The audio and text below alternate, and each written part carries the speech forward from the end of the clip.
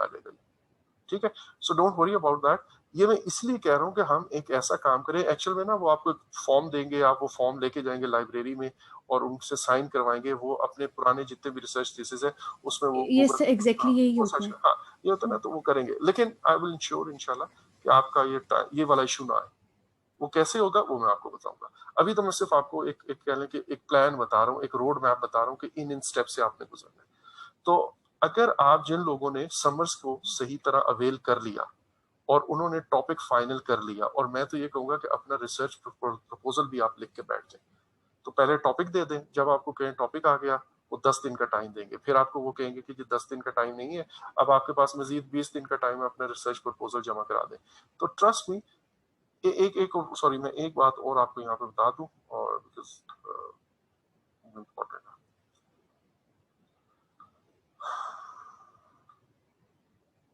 ये मैंने अपनी स्क्रीन खुद ब्लैंक की।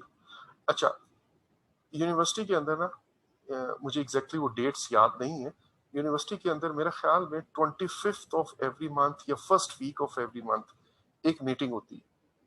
उस मीटिंग के अंदर जितने PhDs, engineering department, computer sciences, medical sciences, business sciences, supply chain, project management, जितनी भी जगहों पे डिफरेंट लोगों के जो रिसर्च स्कॉलर्स होते हैं, उन रिसर्च स्कॉलर्स के बारे में डिसीजन होते हैं कि यार अगले मंथ के अंदर, लेट्स से 25th को हो रहा है, 25th ऑफ दिस मंथ ये डेट मीटिंग हो रही है, तो 25th में ये डिसाइड होगा कि अगले मंथ के अंदर इन इन साहब या मोहतरमा का हमने प्रपोजल का डिफेंस लेना है। यानी कि वो अपना प्रपोजल प्रेजेंटेशन की शक्ल में देंगे और हम उनके क्वेश्चन करेंगे, और जो फाइनल प्रपोजल ठीक हुए उनको हम कहेंगे कि आप रिसर्च करें, और जिनका प्रपोजल ठीक नहीं हुआ उनको हम बताएंगे कि अपनी ये चीजें ठीक करके। अच्छा, अब लेट्स से 10 लोगों का यहाँ पे फाइनल हुआ। अब अगर उन्होंने यहाँ पे आपको 15 तारीख को ये कहा है ना कि अगले 15 या 20 दिन में आप अपना प्रपोजल जमा करा दें, तो इसका मतलब ये होगा कि आप अगर यकम को या 27th को भी जमा कराते हैं तो आपने ये मीटिंग मिस कर दी। अब 27th को आपने प्रपोजल तो जमा करा दिया, लेकिन अगली मीटिंग फिर अगले महीने 25th को होनी है, यानी कि आपके इस पूरे मंथ में आपका प्रपोजल डिफेंस नहीं हो सकेगा। तो अब ये एक मंथ फजूल में हम वेस्ट कर देंगे। तो इसलिए मैं कह रहा हूं कि हमें अपना प्रपोजल्स और अपने ये जो टॉपिक वगैरह है, ये जो डेडलाइंस है, वो इस तरह रेडी हो कि जिस दिन आपको ईमेल आए ना कि ये जमा करा दें, आप अगले दिन जमा कराने की पोजीशन। डोंट वेट कि आपको 10 दिन का टाइम मिला हुआ है, 20 दिन का टाइम मिला हुआ है। ये वाला आपको ये कैलेंडर पे बात समझ आ गई जो मैं बताना चाह रहा था? Yes sir. तो आपका यस सर। एक दिन का डिले ना, वो ट्रांसलेट होता है इनटू 2 मंथ समटाइम। मेरे साथ ये हुआ है, मैं इसलिए बता रहा हूँ। मेरे साथ इस तरह हुआ है कि जी मैंने डेट मिस की, और डेट मिस करने की वजह से, मतलब मैं तो अपनी डेडलाइन पे चल रहा था लेकिन एक मीटिंग मिस की। अच्छा, वो 25th को मिस हुई, मैंने 26 को जमा कराई, एंड अगला पूरा महीना मेरा थीसिस ये मिस हो गया। अच्छा, इस मीटिंग पे उन्होंने डेट मेरी फाइनल कर दी कि यार ठीक है अब अगले मंथ होगा। अब वो जिस मंथ में हुआ, वहां पे एक फैमिली में बड़े नियर रिलेटिव है, उनकी डेथ हो गई, and I had to go. और ये मेरा अगला मंथ, मतलब इस डेट पे था, वो मैंने मिस की। तो उन्होंने अगली मीटिंग में फिर ये डिसाइड किया कि अब क्योंकि दिसंबर में एग्जाम होने हैं, तो एग्जाम से आगे हम बाद में करेंगे। और मेरा दिसंबर भी चला, ठीक है, वो सितंबर, अक्टूबर, नवंबर, दिसंबर, मतलब यही मंथ। तो यू सी, एक डेट में सोने से मेरे 3 महीने जाया हुआ, ठीक है। तो डोंट डू दैट, अपने साथ ये काम आप नहीं करेंगे इंशाल्लाह। That's why I am guiding you on this now. अच्छा, अब जब आपके पास टॉपिक फाइनल हो जाएगा ना, तो टॉपिक के अंदर कुछ बातें होंगी, हमने वो एक्चुअल में फाइनल करनी है, वो अभी आपको नहीं समझ आएगी। वो मैं आपको इंशाल्लाह कल या परसों जब भी लेक्चर हुआ, कल तो पॉसिबल शायद ना, बाकी फिर हम अगले स्केड्यूल जो है ना, मैं इंशाल्लाह कोशिश करूंगा अनाउंस कर दूं, तो वो मैं आपको बताता रहूंगा। अच्छा, फिर आप क्या करते हो? फिर अब आप उन चीजों को लिटरेचर के अंदर अपनी प्रॉब्लम को सामने रखते हुए आप चीजों को पढ़ना शुरू करते हो। अच्छा यार, अब मुझे बताओ रिसर्च क्या चीज, सॉरी, जो प्रोजेक्ट सक्सेस है ये क्या बला है, और प्रोजेक्ट प्लानिंग जो है उसको वो किसे कहते हैं? इनको हम कहते हैं, हम अपने वेरिएबल्स को क्लियरली डिफाइन करते हैं।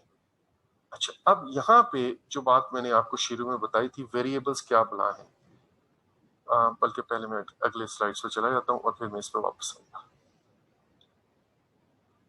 ये भी छोड़ दें, यहाँ पे आते हैं वेरिएबल्स क्या है। डिफरेंट टाइप के वेरिएबल्स हैं, लेकिन अगेन एमएस लेवल पे जो वेरिएबल्स आपको पता होने चाहिए, एक होता है इंडिपेंडेंट वेरिएबल और एक होता है डिपेंडेंट वेरिएबल।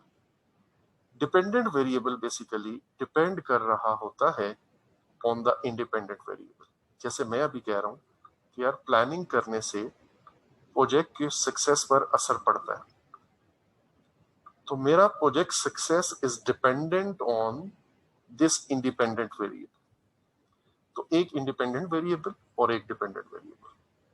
अच्छा, अगेन इसको वो साइंटिफिक टर्म में जरा सोचें कि वहां पे हम कह रहे थे टेम्परेचर का लेंथ के ऊपर हम डिस्टेंस देख वो कर रहे थे कि जी गर्मियों में चीजों का फैलाव हो जाता है जितना टेम्परेचर ज्यादा होगा, या मैं ये कहूँ कि जी डेंसिटी का मेल्टिंग पॉइंट के ऊपर। तो वहां पे ये जो असरात देखने होते हैं ना वो बड़े सीधे सीधे होते हैं, वहां पे वेरिएबल्स भी क्लियरली डिफाइन है और उनको मैयर करने का तरीका भी बड़ा आसान है, आपके पास इंस्ट्रूमेंट्स हैं। लेकिन यहाँ पे प्लानिंग को, सक्सेस को, गुस्से को, मोटिवेशन को, लीडरशिप को, इन चीजों को आप उस तरह डिफाइन नहीं हुए होते। तो पहली चीज तो ये कि हमें ये इंडिपेंडेंट वेरिएबल मेरी रिसर्च का क्या है, डिपेंडेंट वेरिएबल मेरी रिसर्च का क्या है, मैं किसको देखना चाह रहा हूँ, किस चीज का किस चीज पे इफेक्ट देखना चाह रहा हूँ, ये आप क्लियरली डिफाइन करते हो।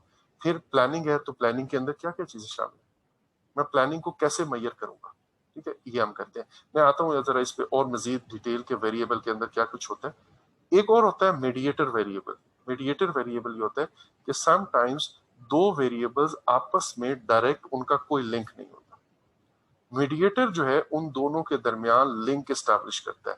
मसलन अगर मैं आपको ये कहूं कि एक स्टूडेंट है और इधर यूनिवर्सिटी है, ठीक है, इन स्टूडेंट और यूनिवर्सिटी का में भी लिंक जो है, या मैं यूं कहता हूं ये स्टूडेंट है और यहाँ पे टीचर है, स्टूडेंट और टीचर का डायरेक्ट लिंक कोई नहीं है। ये स्टूडेंट यूनिवर्सिटी के अंदर आएगा, यूनिवर्सिटी में एडमिशन लेगा, तो यूनिवर्सिटी इन दोनों के दरमियान रिलेशनशिप को मीडिएट करेगी, इन दोनों के साथ रिलेशनशिप को एस्टैब्लिश करके, इसको हम मीडिएटर वेरिएबल कहते हैं। एक और होता है उसको हम मॉडरेटर वेरिएबल कहते हैं। मॉडरेटर वेरिएबल इस तरह दरमियान में नहीं होता, वो ये कहता है कि यार ये है प्रोजेक्ट प्लानिंग और ये है प्रोजेक्ट सक्सेस। प्लानिंग का सक्सेस के ऊपर एक असर तो है, लेकिन अगर ये प्लानिंग, यहां पे मैं एक मॉडरेटर वेरिएबल डालता हूं, अगर ये प्लानिंग मैं लेट्स से किसी प्रोजेक्ट मैनेजमेंट स्टैंडर्ड को फॉलो करते हुए करूंगा, एक होता है वैसे नॉर्मल प्लानिंग करना और एक होता है प्रॉपर किसी स्टैंडर्ड को फॉलो करने में, तो फिर मैं ये देखूंगा कि यार ये जो प्लानिंग और सक्सेस का रिलेशनशिप है, स्टैंडर्ड इस रिलेशनशिप को कोई असरअंदाज करता है या नहीं करता। मसलन लेट्स से मैं ये कहता हूँ कि यार प्लानिंग ज्यादा करने से सक्सेस होती है, या प्लानिंग करने से सक्सेस होती है, लेकिन अगर आप प्लानिंग किसी स्टैंडर्ड के मुताबिक करेंगे तो फिर बहुत ज्यादा सक्सेस होगी। तो बेसिकली इस वेरिएबल ने इन दोनों के रिलेशनशिप को बढ़ा दिया।